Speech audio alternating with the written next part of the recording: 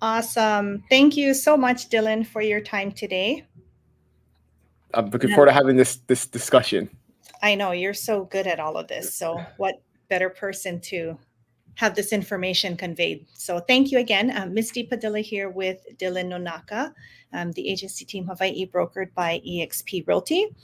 So, Dylan, if you could take the time to share with us, we just came back from an amazing experience with at eXpCon. And of course, at these big events, big announcements are always made. And it just excites me knowing that we're in such a good place, a great place with eXp Realty. So I'll go ahead and let you share, the statistics if you could, in comparison to what they shared with us at our event. Take the time to go ahead and educate us what it looks like in comparison to all the other, I don't want to say competitors, all the other real estate families. Options, your Okay. options, right? Thank you. So yeah, yeah.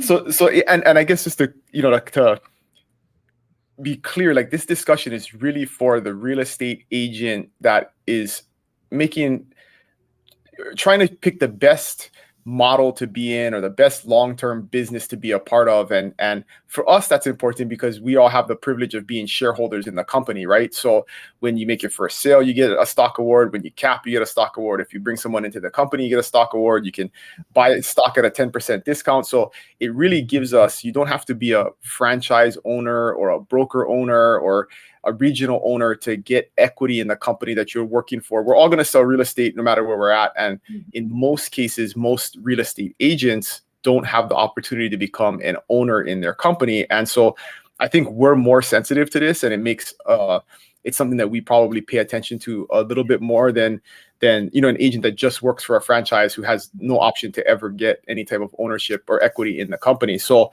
so what we're going to talk about is we saw one of the keynote speakers was this guy, Mike Del Preti, who is a analyst of the real estate industry, and he looks deeply at companies' financial information and their positions financially. And this is just public information that real estate companies who are publicly traded. So not every real estate company is going to be on these charts, but the big ones that are publicly traded that have public financial data are, and then he takes that information and kind of breaks it down and makes it easy to understand. So, right, I think is that a pretty good summary of what we're going to be talking about here? So, okay, so this first slide is the net income loss, and this is just starting right off the top, right? Is a lot of people don't understand that most real estate companies, and in this case, pretty much all of them except for eXp, are not profitable companies. If you look at their public financial reports that they have to file because they're a publicly traded company,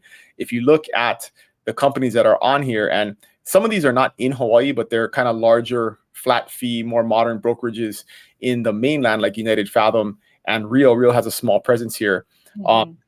Larger companies like Douglas Elliman Anywhere, which is the parent company, it's the holding company of all the big franchise brands. So Coldwell Banker, Century 21, Windermere, Sotheby's, all of those big brands that you see, they're really one company. That's the holding company is called Anywhere. It used to be called Realogy, and they rebranded it recently to Anywhere.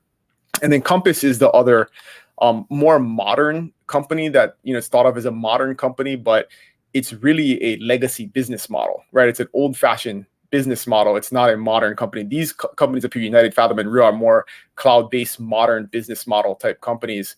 But if you look at the net income loss, there's only one company that had a net income profit in the this year. I mean, it's crazy, right? I mean, like in a year we're coming out of a great real estate market, tons of sales. It's not a huge profit. We're talking like $10 million, $11 million. But if you look at these other companies, these legacy brokerage models, Anywhere lost over $100 million. Compass lost almost $200 million, right? I mean, this is like in 1 year, hundreds of millions of dollars. I mean, it's mind-boggling that's happening. And a lot of times agents don't understand that, hey, I might be at a brokerage that I think has a lot of benefits, but if the brokerage is losing money, the benefits cannot go on forever. They got to do something. Yeah. I mean, they're either gonna have to make the benefits less, or they're gonna have to take more of the agent commission pool in order to close that gap. So this is the first big just high level number. And then this slide breaks down each by transaction. So if you take the number of transactions versus the amount of profit, of course, eXp is very small profit, right? $130 per transaction. But when you're doing hundreds of thousands of transactions, that's what turns into that $11 million in profit. But if you look at these other companies, like Douglas Elliman is losing nearly $4,000 per transaction that they close. Compass is losing $1,900 per transaction that they close. Wow. It's staggering. You look at that from a business model, like how do you fix that, right? I mean, in the long term, when the market's down, things are slower, there's way less transactions, it's going to be an extremely difficult problem to solve, a financial problem to solve. So yeah, interesting stuff. So this is the per transaction numbers. This slide was a shocker to me, and it really illustrates the unfair competitive advantage that, again, a lot of times, this is inside baseball from a real estate industry standpoint, but operating costs is what drives profit or loss, right? It's how much money are you spending on a daily basis to keep your business open. Right. And these legacy models that have a lot of brick and mortar, they have a lot of staff, they also are franchise type models, right? So the issue with that is it's not scalable, because every time you open a new office, it's an independently owned and operated office. So it may look like a national brand, but it's actually an independent office that has to have its own managing broker, its own administrative support, its own tech person, somebody doing the books, somebody filing the taxes, somebody answering the phone at the front desk. So every time you open a brick and mortar office, you have to take on an enormous amount of cost in order to do that. And the flip side to that is the cloud-based model, right? So with eXp, it's one large national company. There are no franchises. There are no regions. There's 2,000 employees that work for the company, corporate company, but they work for all of us. So when we hire a new agent, I don't have to think about, okay, do we have to hire a new administrative support person or a new bookkeeper or somebody to process their checks? Like, those people all live in the cloud, because we live in 2023, and they work from their computer and they support everybody. So it's a very easily scalable model. And what that turns into is just like this crazy discrepancy in operating costs, right? So if you look at the operating expenses per transaction, so this isn't speaking to loss or gain, because this is like the pure cost, because some of it is covered by the commission split that the brokerage keeps, but then they're losing money on the rest, because if it's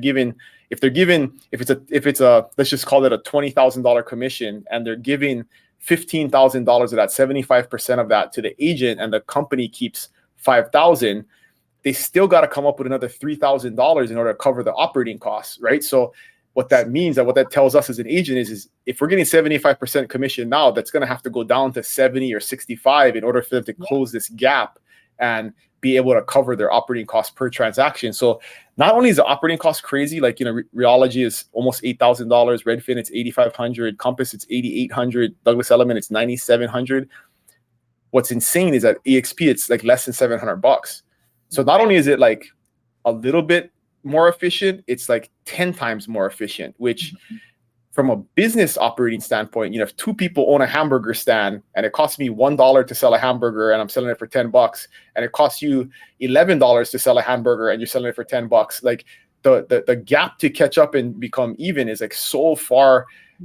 The gap is huge. It's going to be extremely hard for these companies to catch up because there's just so much built-in fixed cost that you might be able to cut 10% of your expenses, but are you going to be able to cut 90% of your expenses? And that's basically what this graph is showing us, right? Is that we are 9 times, 10 times more efficient from an operating cost standpoint than the other options, not our competitors, or the other options that a agent has to choose from. So, right, we're like off the chart.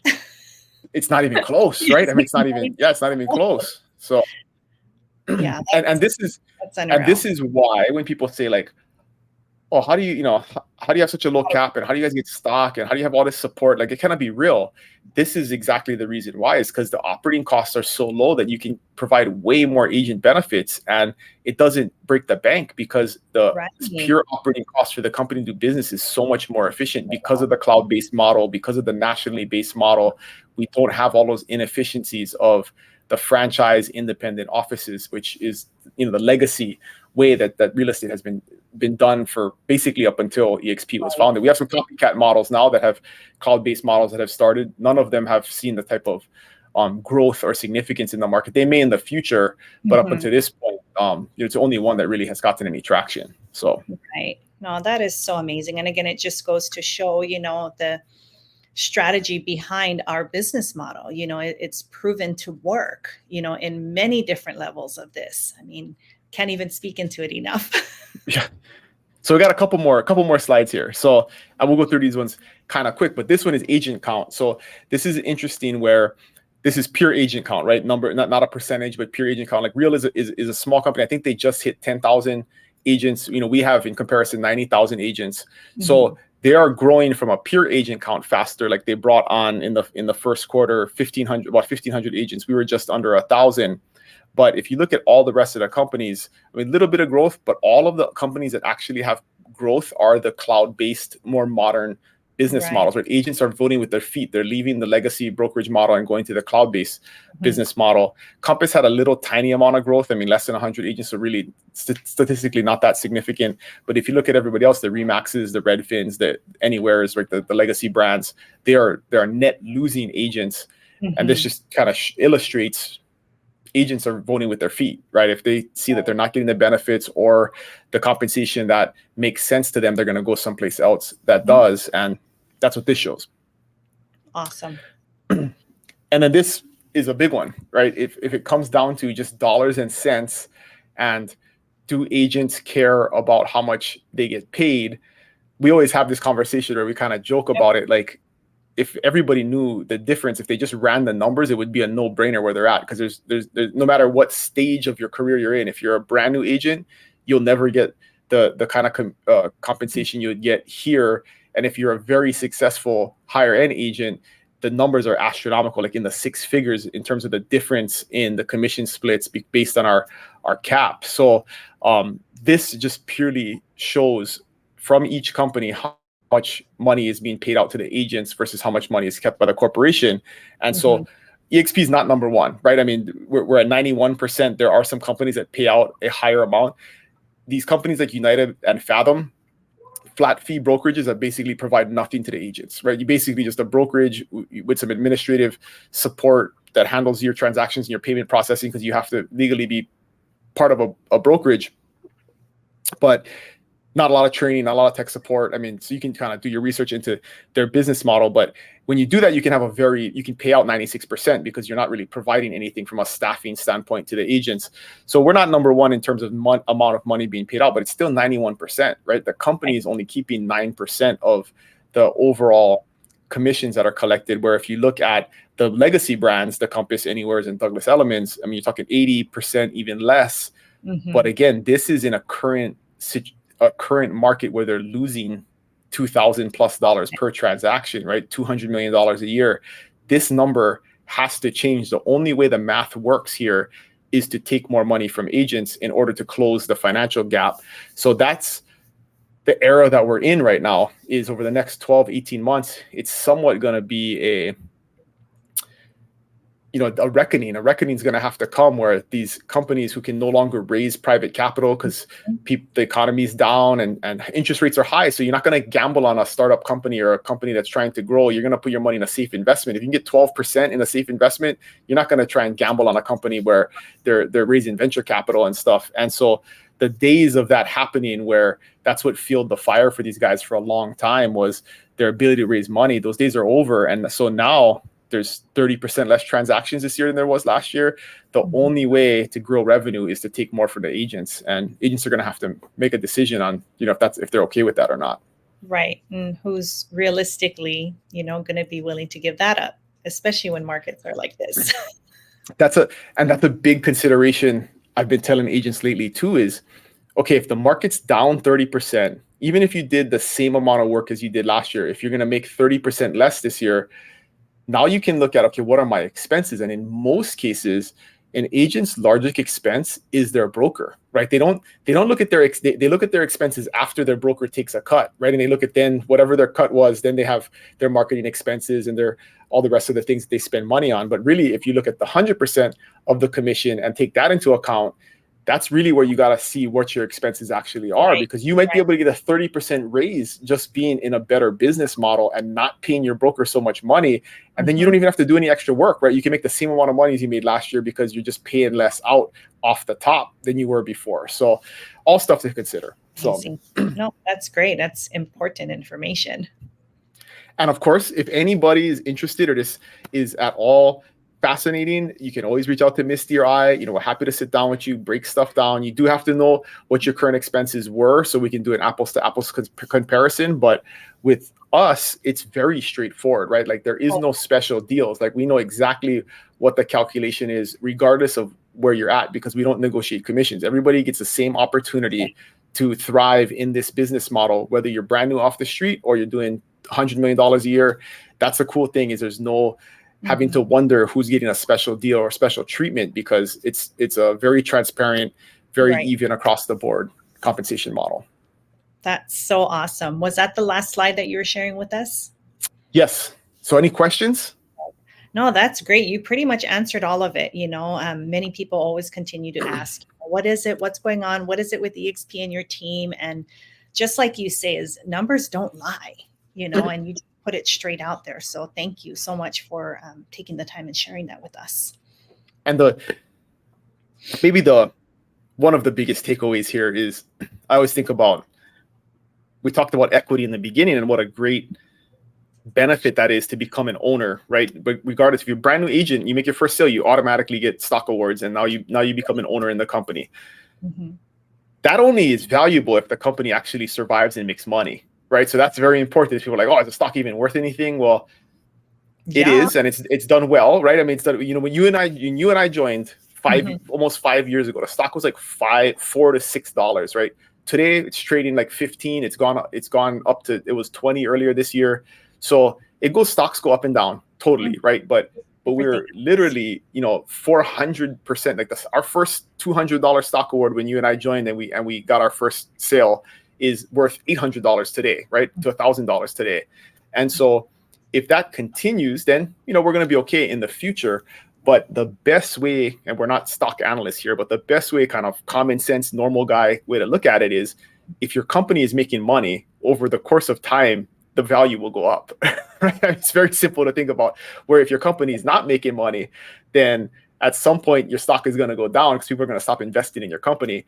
So that's an important point to all of this. Is the reason I care, the reason you care, the reason we care, is because we are owners, and we want to make sure, if we're going to be investing our time and effort and money into a company that we are an owner in, we want to make sure that it actually makes money and it's profitable and it's efficient and their operating costs aren't through the roof, and the executives don't get paid a crazy amount and not wasting money on office space that we don't need and stuff like that. So that's the big thing, is at the end of the day, who is going to be a profitable company into the future? And that's really one thing you really should, if you're going to spend your life selling real estate, is, do you want to be part of something that long run is going to be profitable, that you have some ownership in, or you just going to, when you're done, hang it up and get a certificate maybe and a luncheon and say, congratulations. Yeah. So right. No, that's so huge. Thank you so much. And just as you mentioned earlier, if anyone has any questions and wants Dylan to run numbers, come talk story with us. We're happy to have that conversation with you.